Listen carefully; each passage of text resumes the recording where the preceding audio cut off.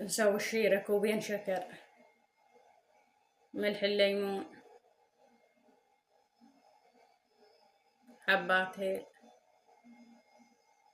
كوبين ونص ماي،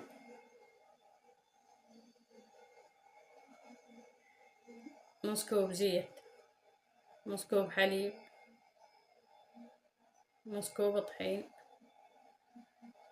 خاشوقتين نشا. إذا تريدون أزيد ترسون القلاصات على ترس، أنا أريد قليل.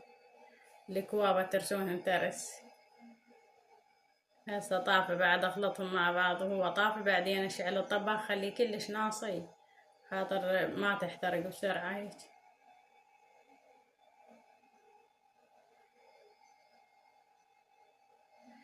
أظل أخلط بيهم مع بعض. آخر شي أضيف الشيرة، أضيف نص من عندها والنص أخليه بالأخير. أحرك بيه تحريك مستمر.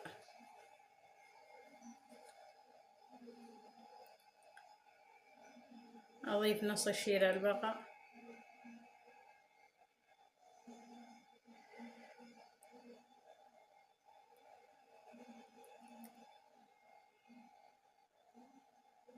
إذا النار ناصية بسهولة تصير ما تحترق لو شي أحسن. استوت أخلي عليها هنا نزينها بأي شي تردون تزينونها زينوها. هذا قوامها كلش طيبة، بعدها حارة لو بردت تصير أحلى وأطيب شكلها.